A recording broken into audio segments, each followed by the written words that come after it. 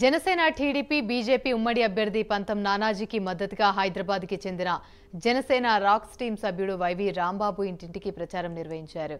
కాకినాడ జిల్లా వేములవాడలోని ఎస్సీ పేటలో ఈ ప్రచారం కొనసాగుతుంది. ఈ సందర్భంగా వైవి రాంబాబు మాట్లాడుతూ పంతం నానాజీ గెలుపునకు తన వంతు కృషి చేస్తున్నామన్నారు.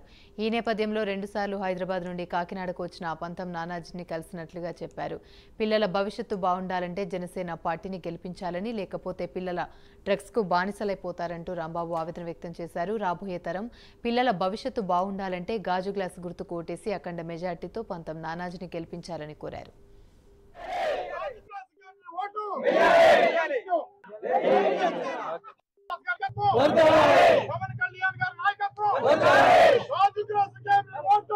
ఈ రోజు మేము డోర్ టు డోర్ క్యాంపెయినింగ్ చేయడం మొదలెట్టాం వేములవాడలో. అలాగే గతంలో కూడా ఇంతకుముందు వేములవాడలో మీటింగ్ పెట్టడం కానీ పంతం నానాజీ గారి కోసం కాకినాడ రూరల్ మొత్తం ఉన్న చాలా కార్యక్రమాలు చేయడం జరిగింది.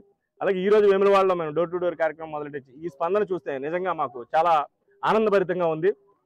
ఎందుకంటే ఈరోజు పవన్ కళ్యాణ్ అనే వ్యక్తి ఆయన వ్యక్తిత్వం ఆయన స్వార్థం కోసం కాకుండా ప్రజల భవిష్యత్తు కోసం, రాష్ట్ర భవిష్యత్తు కోసం, ఆయన భవిష్యత్తు తాకట్టు పెట్టి ఆయన భవిష్యత్తు పక్కన పెట్టి ప్రజల భవిష్యత్తు కోసం, మన రాష్ట్ర భవిష్యత్తు కోసం ఆయన ముందుకు వచ్చారు. అలాంటి వ్యక్తికి నిజంగా మంచి వ్యక్తికి మంచిగా జరుగుతుంది అన్నట్టుగా ప్రజలు ఈరోజు ముందుకు వచ్చి మమ్మల్ని అభ్యర్థించడం కానీ, మమ్మల్ని అభిమానించడం కానీ, మమ్మల్ని మేము వెళ్తే పలకరించడం కానీ చాలా బాగుంది.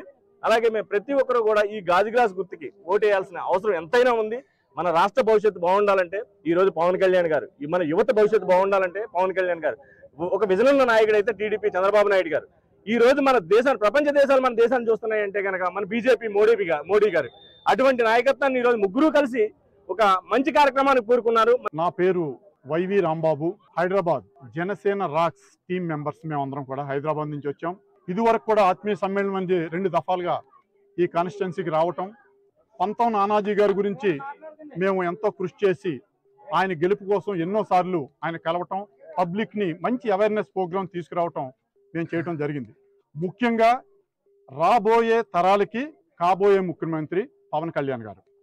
ఈ పవన్ కళ్యాణ్ గారు ముఖ్య ఉద్దేశం భావి తరాల గురించి, మన జనరేషన్ వరకు ఓకే, భావి తరాల భవిష్యత్తు గురించి ఆలోచించి ఏకైక నాయకుడు మన ఆంధ్రప్రదేశ్లో పవన్ కళ్యాణ్ గారు.